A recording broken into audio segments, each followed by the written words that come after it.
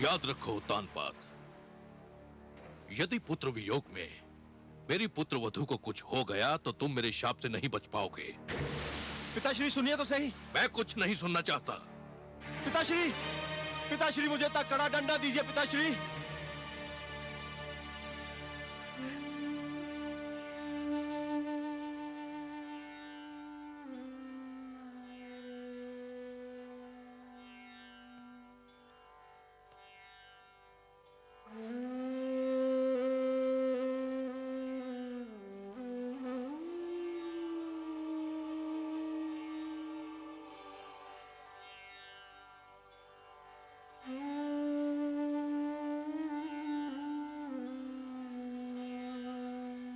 आपने सत्य ही कहा पिताश्री। मैं ना तो अच्छा राजा बन सका, ना अच्छा पति, और ना ही अच्छा पिता। मुझे दंड मिलना ही चाहिए।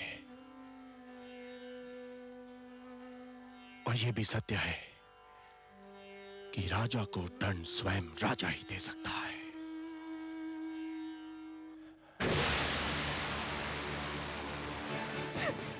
नहीं स्वामी, ये आप क्या कर रहे हैं? छोड़ दो, मुझे मर जाने दो। मेरे अपराध का यही दंड है, यही मेरा प्रायश्चित है। नहीं, पाप अपराध का प्रायश्चित नहीं होता। आत्महत्या पाप है और मैं आपको एक कदापि नहीं करने दूंगी।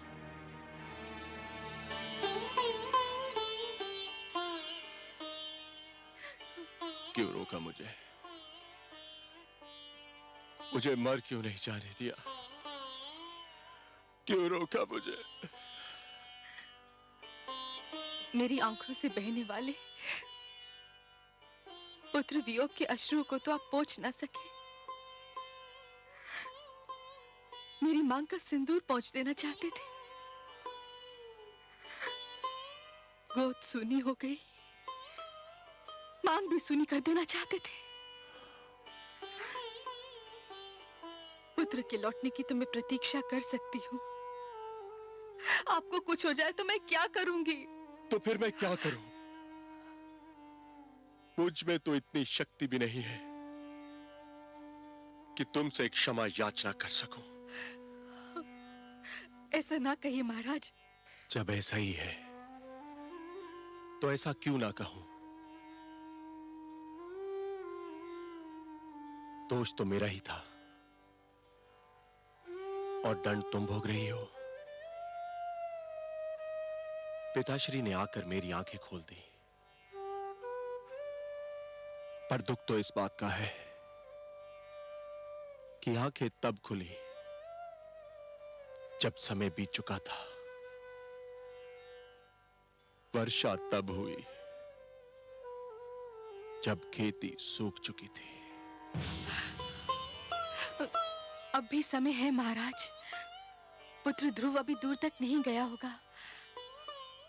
तो फिर ठीक है, मैं स्वयं जाऊंगा अपने पुत्र की खोज में। मैं स्वयं खोजूंगा अपने पुत्र ध्रुव को।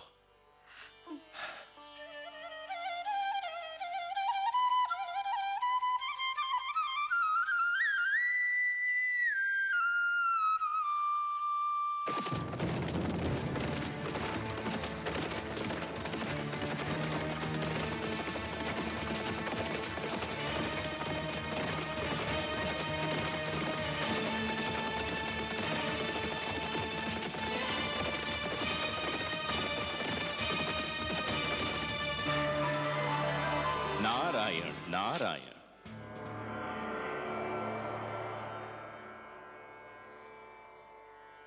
आज बहुत प्रसन्न दिखाई दे रहे हैं देवर्षि। प्रसन्न क्यों ना हूं सर्वेश्वर।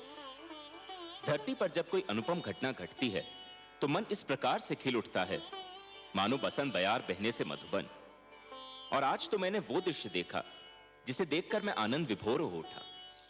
मुझे ज्ञात नहीं था कि कभी कभी किसी के कड़वे वचन भी कानों में अमृत रस घोल दिया करते हैं।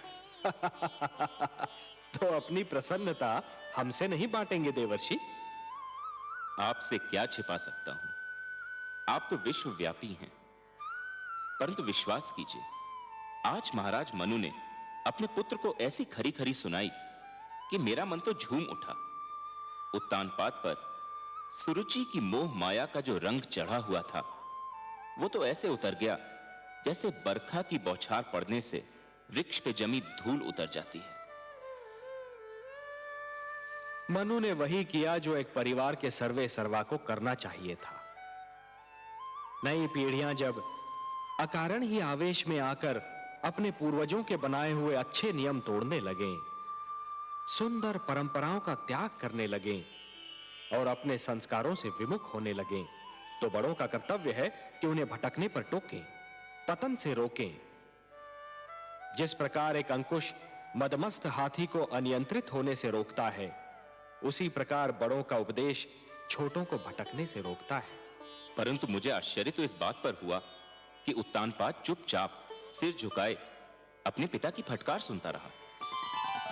इसमें आश्चर्य की कोई बात नहीं है देवर्षि। जिस प्रकार देर तक सोने वाले को सूर्य की तीव्र किरणें जागने के लिए विवश करती हैं, उसी प्रकार मनु के कटु वचन ने उत्तानपाद को झिंझोड़ना चाहा था। और पुत्र को भी पिता का इसी प्रकार आदर करना चाहिए, क्योंकि पिता ने पुत्र से अधिक जीवन जिया होता है। पिता के अनुभव पुत्र के अनुभवों की तुलना में कहीं अधिक विशाल, अधिक व्यापक और समय की कसौटी पर अधिक खरे उतरे हुए होते हैं। देवर्षि, नवीन पीढ़ियों को भी यह जान लेना चाहिए कि जीवन मार्ग पर उनके पहले के यात्रियों, उनके पूर्वजों के पदचिन्ह उन दीपकों के समान हैं जो उन्हें सही राह दिखाते हैं। मनु ने उत्तानपाद को उचित मार्ग दिखाया। उचित मार्ग? आपकी लीला भी विचित्र है मायापति। आपने ध्रुव को अपनी ही खोज में भेज दिया और उधर महाराज उत्तानपाद ध्रुव की खोज के लिए निकल रहे हैं। और इस बात को आपसे अच्छा और कौन जान सकता है कि ध्रुव का आप तक और उत्तानपाद का ध्रुव तक पहुंचना कितना कठिन है। कठिनाइयां ना हो तो मानव जाति में चुनौतियां स्वीकार करने की क्षमता ही समाप्त हो जाए। हर पग पर सरलता मिली तो मानव जीवन बहुत कठिन हो जाएगा देवर्षि। जूझने दीजिए उन दोनों को अपने संघर्षों से। उन्हें पता तो चले कि जीवन की कठिनाइयों से हर व्यक्ति को स्वयं ही उलझना पड़ता है और स्वयं ही उनके समाधान ढूंढने पड़ते हैं। वह तो ठीक है प्रभु, मुझे महाराज उत्तानपाद की चिंता नहीं है। वो तो ध्रुव की खोज में निकले हैं। ध्रुव किन मार्गों पर जा सकता है, किन क्षेत्रों में जा सकता है, इसका ज्ञान है उनको। उन्हें किसी मार्गदर्शक की आवश्यकता नहीं है। मुझे चिंता ध्रुव की है प्रभु। वो तो आपकी खोज में निकला है। उसे तो अपने नगर के मार्गों का ज्ञान नहीं है, तो फिर क्षीरसागर के मार्ग का क्या ज्ञान होगा प्रभु? प्रश्न यह उठता है कि ध्रुव का मार्गदर्शन कौन करेगा? आप करेंगे देवर्षि। ध्रुव का मार्गदर्शन आप करेंगे। मैं? हाँ, आप। वैसे भी सारे विश्व को विष्णु का पता तो आप ही बताते हैं। इन तीनों लोकों में आपसे बड़ा मार्गदर्शक और कौन हो सकता है मुनिवर? ध्रुव का मार्गदर्शन आप ही को करना होगा। आपका कथन मेरे लिए आदेश के समान है प्रभु। तो फिर अपना कार्य सिद्ध कीजिए। महादेवी लक्ष्मी भी व्याकुल हैं ध्रुव के लिए। उनकी अशांति दूर कीजिए। किंतु माता हैं कहां? माता है ना। ध्रुव का कष्ट उनसे सहन नहीं हो रहा था देवर्षि, इसलिए धरती पर गई हैं उसे भोजन कराने। परंतु समस्या यह है कि उसे तो भोजन की भूख ही नहीं है। उसे तो केवल हमारे दर्शन की प्यास है, और वह प्यास उसका मार्गदर्शन करके आप ही तृप्त कर सकते हैं मुनिवर। ठीक है प्रभु, यदि आप ये चाहते हैं कि आप भी मेरी परीक्षा लें, तो ऐसा ही सही। मैं चेष्टा करूंगा कि ध्रुव उस मार्ग पर चले जो उसके लिए शुभ हो, मंगलमय हो। नारायण नारायण।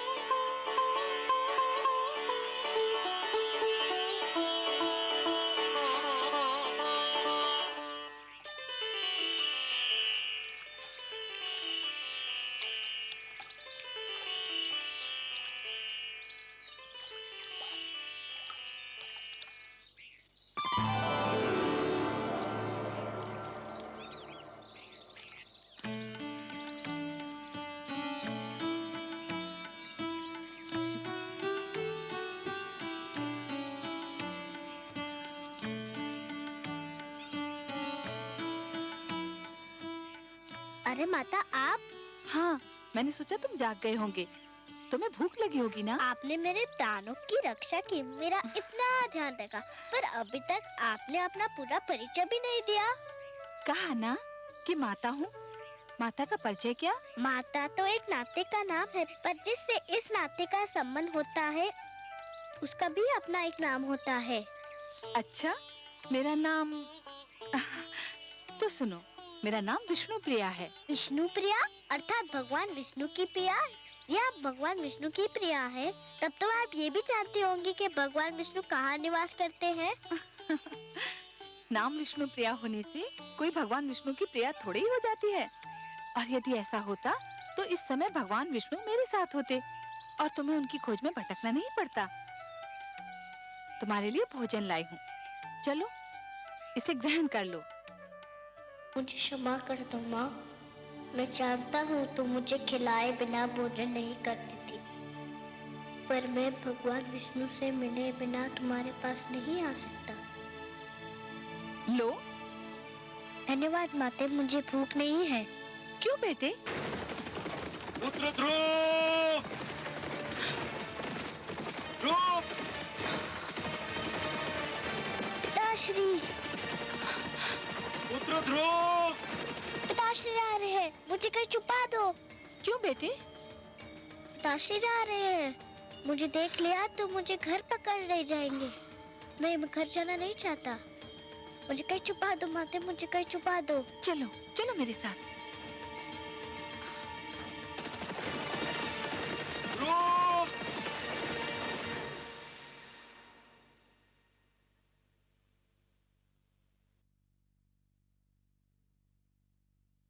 राजा ध्रुव कहाँ चले गए हैं माते? जहां भी गया हो, तुझे क्या करना है? मेरे लाल, जिस दिन तेरा जन्म हुआ था उसी दिन मैंने स्वप्न संजो लिया था कि राज मुकुट सिर्फ तेरे ही सर पर रखा जाएगा।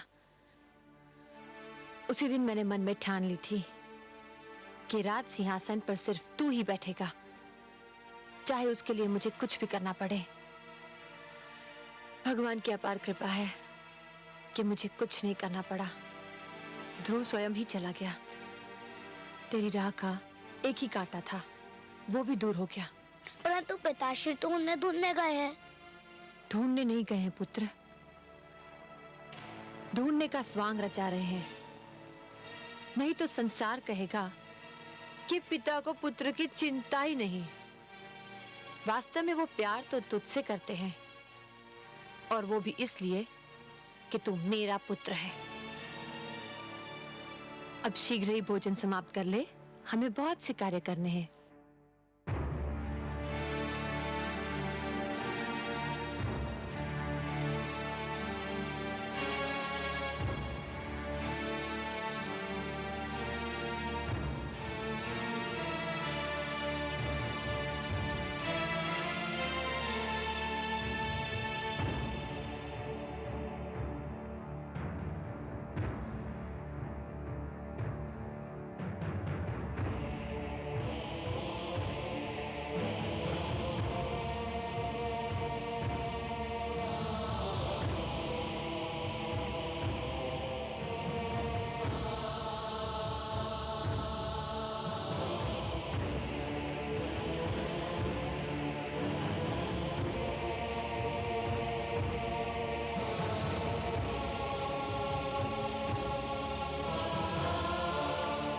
मैं आपसे क्षमा मांगने आया हूं राजगुरु। क्षमा? मुझसे क्षमा? किस बात की क्षमा? मैं क्षमा मांगने आया हूं राजगुरु अपने उस भूल की कि मैंने आपका परामर्श ठुकरा दिया। आपने मुझे रोका था और बिल्कुल ठीक रोका था कि मैं महारानी सुनीति का स्थान सुरुचि को ना दूं, परंतु मैंने आपका तिरस्कार किया। मैं अपनी उसी भूल की क्षमा मांगने आया हूं। राजा मांगता नहीं है महाराज, राजा तो देता है, प्रदान करता है। राजा क्षमा मांगने लगे तो अपराधी को दंड कौन देगा महाराज? आपकी भूल ये थी कि आप अपनी इंद्रियों को वश में न रख सके, अपनी इच्छाओं पर नियंत्रण न कर सके, जिस प्रकार अश्व का सवार यदि अपने अश्व को नियंत्रण में न रख सके तो अश्व उसे अपनी पीठ से धरती पर गिरा देता है, उसी प्रकार आप अपनी कामुक इच्छाओं पर नियंत्रण न कर सके और इन इच्छाओं ने आपको वहां पहुंचा दिया जहां आप आज स्वयं को पा रहे हैं। कर्म से गिरकर आपने राजा के धर्म को लज्जित कर दिया है महाराज। राजा तो ईश्वर का प्रतिनिधि होता है और उसे किसी से क्षमा मांगना शोभा नहीं देता। मुझसे वास्तव में भारी भूल हुई है। मुझे दंड दीजिए राजगुरु, मुझे दंड दीजिए। भूल अवश्य हुई है महाराज, परंतु मैं दंड देने वाला कौन होता हूं? मुझे तो ये अधिकार ही प्राप्त नहीं। ये भूल आपने मर्यादा के विरुद्ध की है, अपने राजधर्म के विरुद्ध की है और इस भूल का दंड या क्षमा आपको स्वयं आप प्रदान कर सकते हैं या ईश्वर। मुझे स्वीकार है आपका परामर्श राजगुरु, परंतु आप ही बताइए कि मैं स्वयं को इस भूल का क्या दंड दूं? वो तो आपको मिल ही रहा है महाराज। क्या पुत्र वियोग किसी दंड से कम है? क्या इस राजमहल का सूनापन और सन्नाटा किसी दंड से कम है? क्या ये कुछ कम दंड है कि आप राजभवन में हैं और पुत्र ध्रुव वनों की धूल छान रहा है? राजगुरु,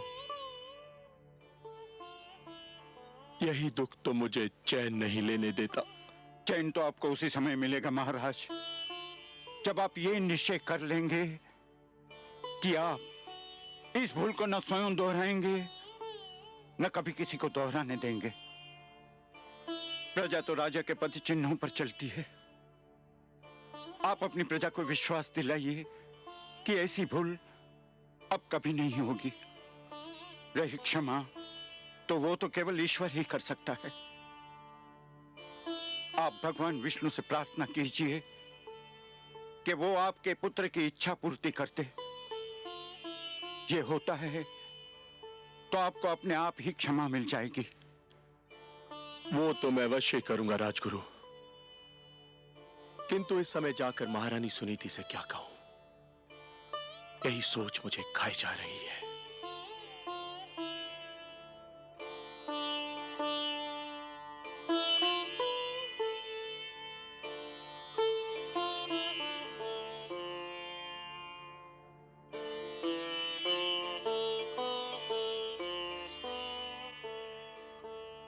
कुछ तो खा लीजिए महारानी जी। इसे ले जाओ दासी, मुझे भूख नहीं है। कब तक आप भूखी रहेंगी महारानी जी? कुछ तो खा लीजिए ना। कैसे खाऊं?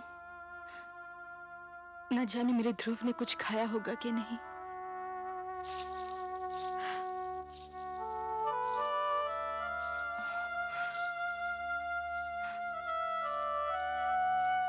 मेरा पुत्र महाराज। नहीं, कहीं नहीं मिला। मैंने सारा क्षेत्र छान मारा, उसका कहीं पता नहीं चला।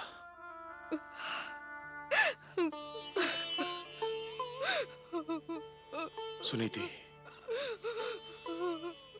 ये सब मेरा ही किया धरा है। दिग्विजय उतानपाद अपने अनंतपुर में पराजित हो गया। सरूची के मोह जाल में आकर हमने आप पर और अपने पुत्र ध्रुव पर बड़ा ही अन्याय किया है। ऐसा ना कहे महाराज, ये सब मेरे भाग्य का खेल है। एक बार और चेष्टा करके देख लेते हैं। इस बार मैं भी आपके साथ चलूंगी। वनों में, पहाड़ियों में, घाटियों में, हर जगह उसे पुकारूंगी। कभी तो सुनेगा अपनी माँ की करुणा भरी पुकार। कभी तो सुनेगा। एक महारानी होकर आप भटकती फिरे। नहीं, ये उचित नहीं है। महारानी सुनीति एक कदापि उचित नहीं है। एक महारानी के लिए उचित नहीं, एक माँ के लिए तो उचित है। पुत्र ठोकरे खाता फिर रहा हो तो माँ को महल में चैन कैसे मिलेगा? देर हो गई तो वो हमसे और दूर चला जाएगा। चलिए महाराज, चलिए।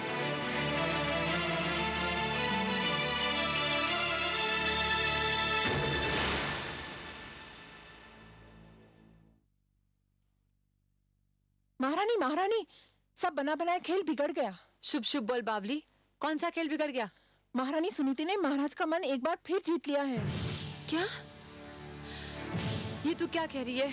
स्पष्ट बता, क्या हुआ? मैं वहीं से चली आ रही हूँ। पुत्र शोक ने महाराज को व्याकुल कर दिया है।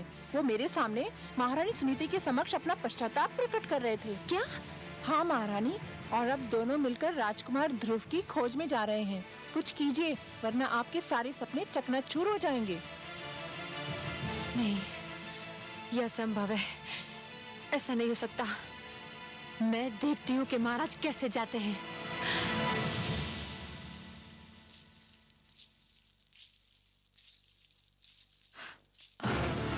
आप कहाँ जा रहे हैं महाराज? क्यों?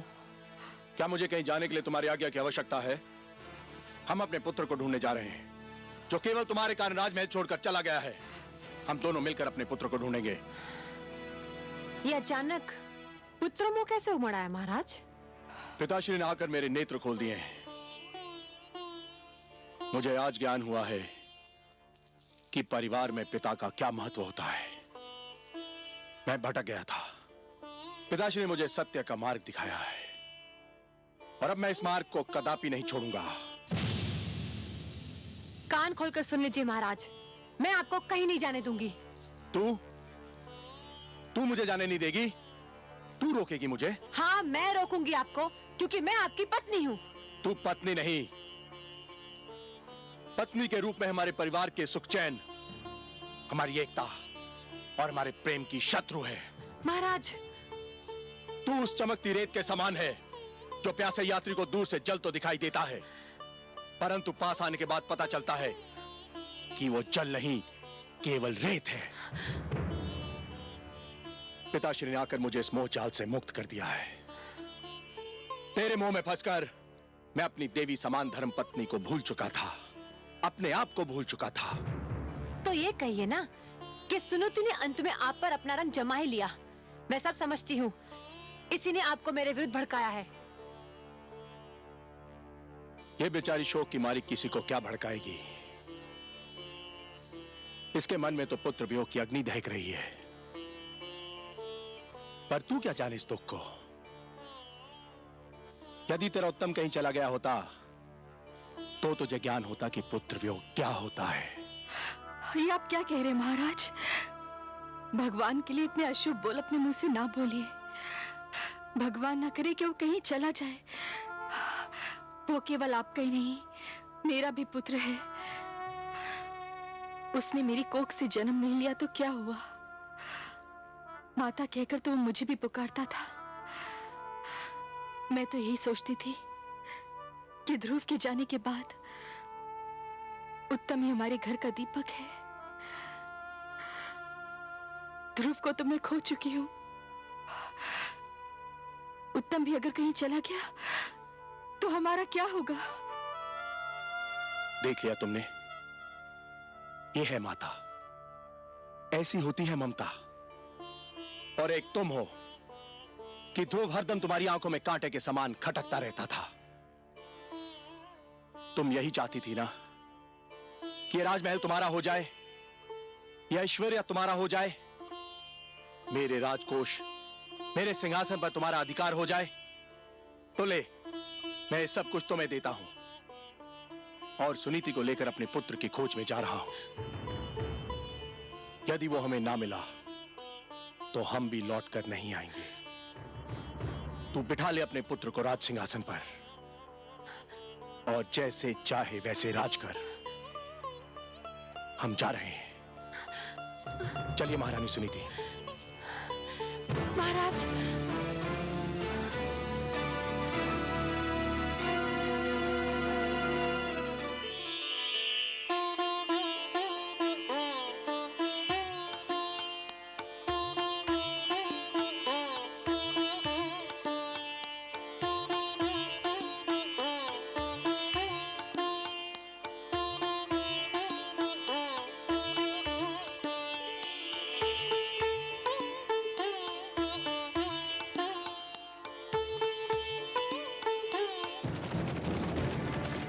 ध्रुव! ध्रुव! पुत्र ध्रुव! ध्रुव!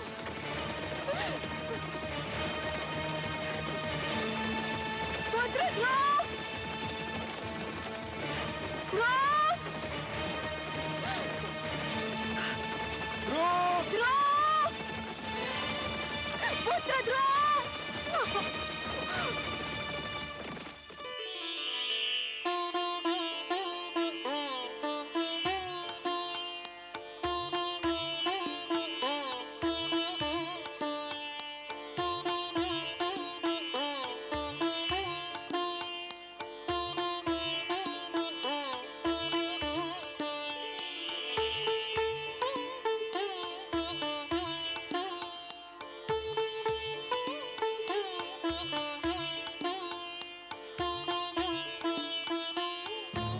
नारायण नारायण।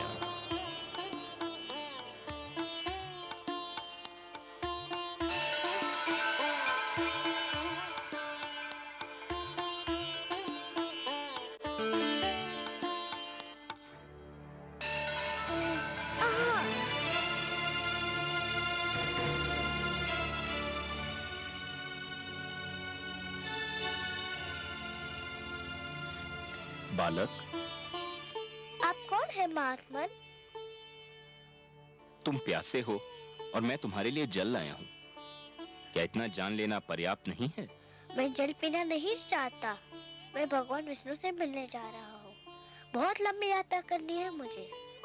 जल नहीं पियोगे तो लंबी यात्रा कैसे करोगे?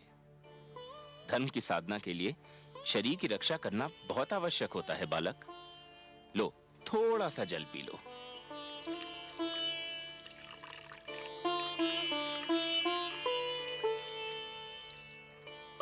आप जो भी हो, भगवान विष्णु की खोज में यदि मेरा पथ निर्देश कर दे तो आपकी बहुत कृपा होगी।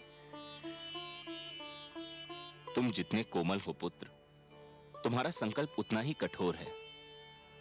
इस कड़ी धूप में कुम्हला जाओगे। मेरी बात मानो पुत्र, घर लौट जाओ। मैं तो समझा था कि आप मेरा मार्गदर्शन करेंगे। मार्गदर्शन ही तो कर रहा हूं। देखो, यहाँ से एक मार्ग तुम्हारे घर की ओर भी तो जाता है। वो भी मिलता है, मुझे घर लौट जाने को कहता है। कोई भी भगवान विष्णु का पता नहीं बताता। मैं उनसे मिले बिना घर नहीं जाऊंगा। ये जानकर भी नहीं कि तुम्हारी खोज में तुम्हारे माता पिता दिशाएं छान रहे हैं। आपको किसने बताया? मैं तो तुम्हें भी बता सकता हूँ। बता क्या, मैं तो तुम्हें दिखा भी सकता हूँ। देखना चाहोगे? देखो। माते! संभलिए महाराज। आप कौन है? आप मेरे माताजी के पास ले जा सकते हैं, तो फिर भगवान विष्णु के पास भी ले जा सकते हैं। मुझे बताइए आप कौन है? मैं नारद हूँ बालक, देवर्षि नारद। बारंबार प्रणाम आपको करता हूँ देवर्षि नारद। मुझे बताइए भगवान विष्णु कहाँ रहते हैं? भगवान विष्णु तो क्षीर सागर में शेषनाग की शैया पर निवास करते हैं पुत्र। चलिए, ले चलिए मुझे क्षीर सागर। यही तो समस्या है पुत्र। क्या समस्या है? कोई प्राणी जीते जी क्षीर सागर में नहीं जा सकता। क्षीर सागर में मनुष्य की आत्मा जा सकती है, उसका शरीर नहीं। जब तक कोई प्राणी इस जीवन के बंधन में बंधा है, तब तक वो क्षीर सागर नहीं जा सकता। मृत्यु के पश्चात ही वहां जाया जा सकता है बालक। पर मैं तो जीते जी उनसे मिलना चाहता हूँ। मैं मृत्यु से नहीं डरता, किंतु मैं उनसे मिले बिना मरना नहीं चाहता। तुमने तो मुझे चक्कर में डाल दिया पुत्र। एक बात कहूँ देवर्षि, अवश्य कहो पुत्र। मनुष्य तो मृत्यु के पश्चात ही उनसे मिल सकता है, पर वे स्वयं तो किसी भी जीवित प्राणी से मिल सकते हैं ना? मेरी बुद्धि की परीक्षा मत लो। तुम क्या कहना चाहते हो बालक? यही कि यदि मैं उनके पास नहीं जा सकता, पर वो तो मेरे पास आ सकते हैं ना? हाँ, ये तो संभव है, किंतु इसके लिए बड़ी कड़ी तपस्या करनी होगी। करूँगा, करूँगा, कड़ी से कड़ी तपस्या करूँगा। सोच लो बालक, बड़ी कठिन राह है ये, कष्ट ही कष्ट है इस राह में। भगवान विष्णु के दर्शन के लिए मैं हर कष्ट हंस के सह लूंगा। पहले तुमने मुझे प्रणाम किया, अब मैं तुम्हें, तुम्हारे साहस, तुम्हारे दृढ़ निश्चय को प्रणाम करता हूं। इतना छोटा बालक और इतना बड़ा संकल्प, इतना साहस। अच्छा तो सुनो, तुम्हें उस वन में जाना होगा, दूर अंदर तक। वहां जाके तुम्हें एक मंत्र का जाप करना होगा, निरंतर, तार तोड़े बिना।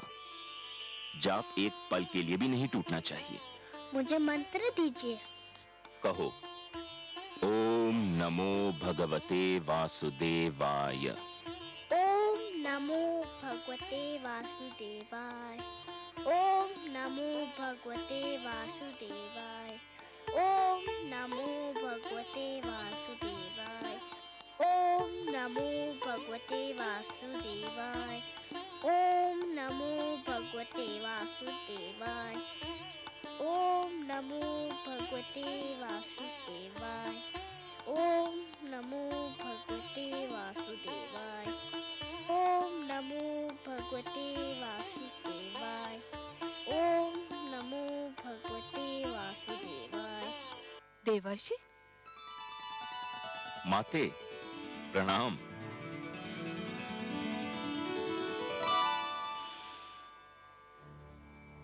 माते, क्या मुझसे कोई भूल हो गई है? आप मुझे कुछ रूठी रूठी सी दिखाई दे रही हैं। हाँ, मैं आपसे बहुत क्रोधित हूँ। आप भी कभी कभी ऐसे उल्टे सीधे काम करते हैं कि मन करता है आपसे कभी बात ही न करूं। मगर माते, नियम तो यह है कि दंड देने से पहले अपराध करने वाले को उसके अपराध के बारे में बताया जाता है।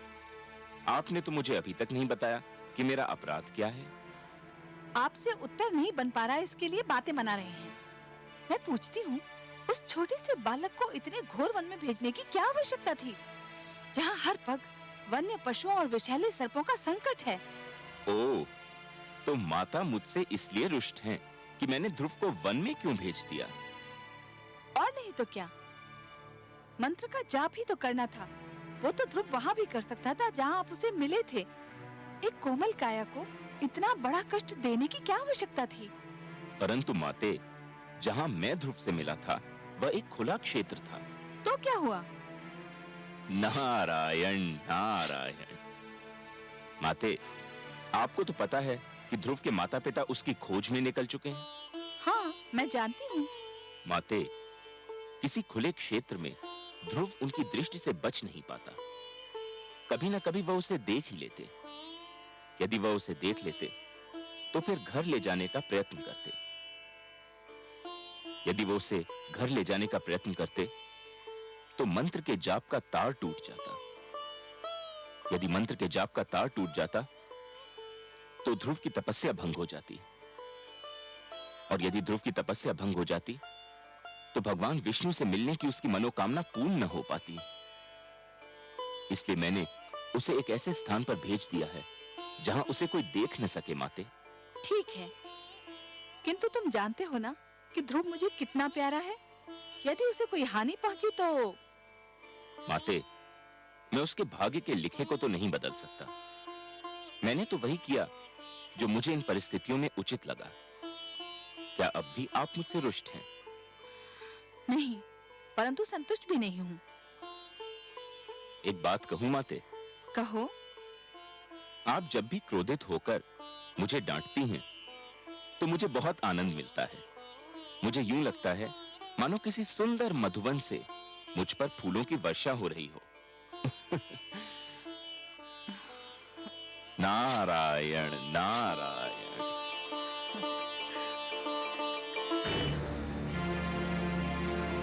ओम नमो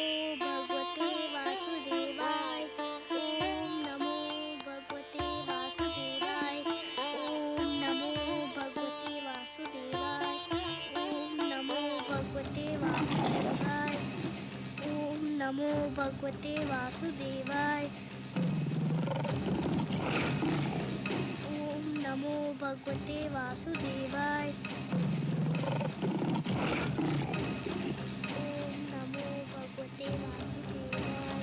ओम नमो भगवते वासुदेवाय। ओम नमो भगवते वासुदेवाय। ओम नमो भगवते वासुदेवाय। ओम नमो भगवते देवाय। ओम नमो भगवते वासुदेवाय। ओम नमो भगवते वासुदेवाय। ओम नमो भगवते वासुदेवाय। ओम नमो भगवते वासुदेवाय। ओम नमो भगवते वासुदेवाय। ओम नमो भगवते वासुदेवाय। ओम नमो भगवते वासुदेवाय। ओम नमो भगवते वासुदेवाय। ओम नमो भगवते वासुदेवाय। नारायण नारायण। आइए देवर्षि आइए, स्वागत है आपका। बताइए, तो क्या आपकी कृपा दृष्टि हुई ध्रुव पर? क्या आपका मार्गदर्शन मिला उसे? ध्रुव का मार्गदर्शन आपने भी किसके पास भेज दिया था मुझे? वो बालक है ना, न जाने किस मिट्टी का बना हुआ है। देखने में तो छोटा सा है, परंतु संकल्प इतना दृढ़ कि बड़े बड़ों की बुद्धि चकरा जाए।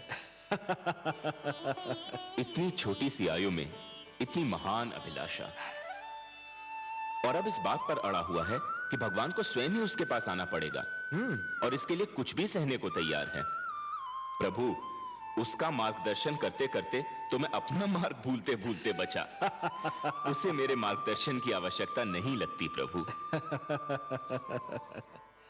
आप ठीक कह रहे हैं देवर्षि, आप ठीक कह रहे हैं।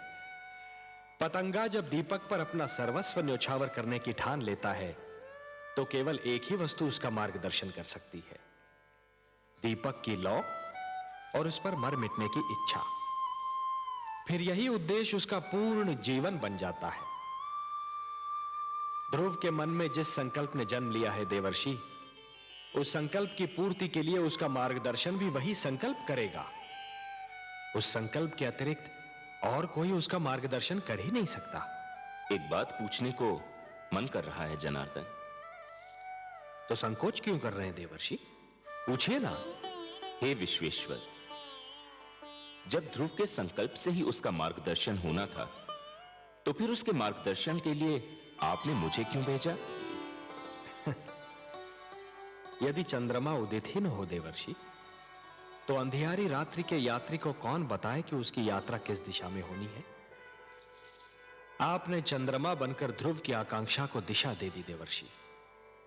यह कोई साधारण और सरल कार्य नहीं था। मैं जानता था कि यह कार्य केवल आप ही कर सकते हैं देवर्षि, केवल आप, क्योंकि आप सृष्टि के सबसे श्रेष्ठ मार्गदर्शक हैं। जो आपने किया वो केवल उचित ही नहीं था, बल्कि सराहनीय भी था। आपकी सराहना के लिए बहुत बहुत धन्यवाद नारायण। किंतु माता लक्ष्मी कभी मुझे सराहें, लगता है ये मेरे भाग्य में नहीं लिखा है। मैं जानता हूं देवर्षि, आपने जो किया उससे माता लक्ष्मी यदि रुष्ट नहीं तो संतुष्ट भी नहीं है। यही कहना चाहते हैं ना आप? आपसे क्या छिपा है अंतर्यामी। हां, माता मुझसे अप्रसन्न है। वो विवश है देवर्षि, अपनी ममता के कारण विवश है वो। उनसे तो किसी की पीड़ा नहीं देखी जाती, और फिर ये पीड़ा तो उसकी है जिसे उन्होंने स्वयं अपना पुत्र मान लिया है। इसलिए आप पर थोड़ा सा क्रोधित हो गई थी। और फिर क्रोध का प्रदर्शन भी तो अपनों से ही किया जाता है ना देवर्षि। आपको अपना समझती हैं, आप पर कृपालु हैं, इसलिए कभी कभी आप पर अपने क्रोध के पुष्प भी बरसाती रहती हैं। आपको भी तो आनंद मिलता है इससे। आपने मेरे मन की बात कह दी प्रभु। सच पूछिए तो माता के मुख से यदि कटुवचन भी निकले तो उनसे मधु की बूंदें टपकती दीख पड़ती हैं। किंतु माता अभी देवलोक लौटी नहीं क्या? ममता चिंता का दूसरा नाम है। आपने तो ध्रुव को भेज दिया वन में, अब माता का मन तड़प उठा कि कहीं वन के पशु उसे कोई हानि न पहुंचा दे। इस समय वो ध्रुव की रक्षा का प्रबंध करने शिव भार्या पार्वती से मिलने कैलाश पर्वत गई है।